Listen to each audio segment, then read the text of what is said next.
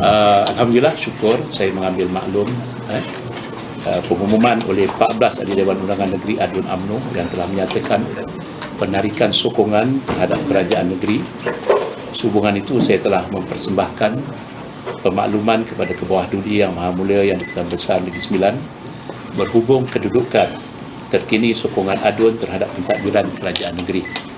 Setelah melalui pertimbangan sewajarnya, Kebawah Duli Yang Maha Mulia Tuanku telah menasihati dan menitahkan agar saya meneruskan tanggungjawab mentadbir sebagai Menteri Besar seperti biasa selagi belum terdapat kejelasan muktamad mengenai perkara ini.